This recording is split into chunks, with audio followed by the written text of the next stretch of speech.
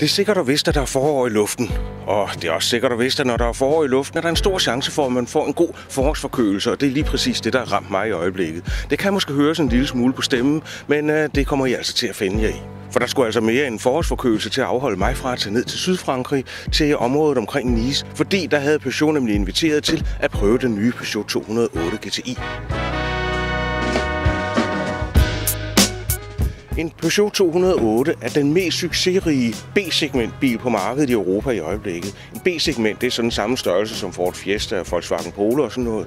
Der er tale om en bil, som er meget kompakt. Den er mindre end 4 meter lang.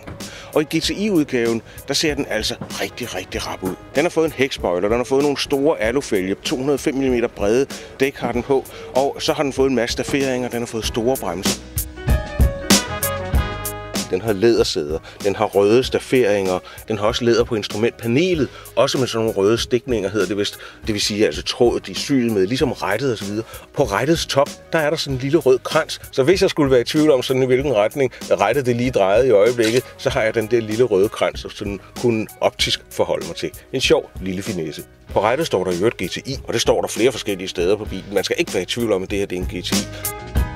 Og en af de fantastiske ting, der er ved en 208, det er, at man ser hen over rattet. Det vil sige, instrumenter, i det her tilfælde omdrejningstæller, speedometer og selvfølgelig tankmåler og sådan nogle ting, er placeret ovenover rattet. Og for ligesom at kunne gøre det, så har man sænket ratpositionen, og så har man gjort den nederste del af rattet flad. Så i stedet for et fuldstændig rundt rat, så har jeg et, der i virkeligheden er en lille smule ovalt, og den nederste del er fuldstændig flad. Hvordan det så er, når man har 200 hestekræfter ude under motorhjelmen, det er jo blandt andet noget, det vi skal til at opleve.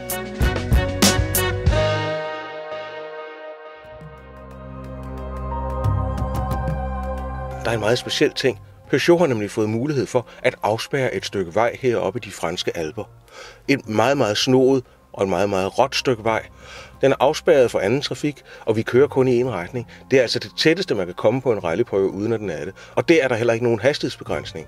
Og dermed så kan jeg altså komme ud og afprøve bilen helt ud til det yderste. I hvert fald det yderste af min formåen, og så bilens formåen. Ude i motorrummet ligger der en 1,6 liters THP-motor. Det er en turbo-benzinmotor. 200 hestekræfter yder den, og et meget stort drejningsmoment over en bred momentkurve. Det kører fra 0 til 100 km i timen på 6,8 sekunder. Det er hurtigt. Ind i en højre kurve. Ikke helt en hård noget, men skarp højre kurve, og den styrer fantastisk præcis. Nu kom jeg lige op på de der 5.800 motoromdrejninger, så jeg havde de 200 hestekræfter til min rådighed. Accelerationen går i hvert fald formidabelt. Noget af det fantastiske ved at køre sådan et stykke vej her, hvor der ikke er nogen, som hele tiden begrænser mig på den ene eller den anden måde. Der står ikke nogen fartfælder nogen som helst steder. Jeg kan folde mig selv ud. Det er en ting. Men det vigtige, det er jo altså bilen. Og noget af det, som er så imponerende ved denne her, det er, når man har så kort en bil med en meget kort akselafstand, så er det svært at gøre den stabil i hurtige kurver. Og det er hurtige kurver, jeg kører i øjeblikket. 130-140 km i timen. Der er også mange bjergvægge her omkring mig. På højre side mest i øjeblikket kører jeg af til venstre, så falder jeg altså langt ned. Jeg tør slet ikke tænke på, hvor langt ned. Dejlig gearskifte. Og motoren i sig selv er en fornøjelse. Den trækker utrolig godt op i gearne. Meget civiliseret og smidig. Så det var den der hurtige strækning, en herlig oplevelse. Jeg synes, det er fantastisk, at man stadigvæk giver sig lov til at bygge en bil som Peugeot 208 GTI. Fordi selvfølgelig, sådan som jeg lige har kørt, det er jo meningsløst.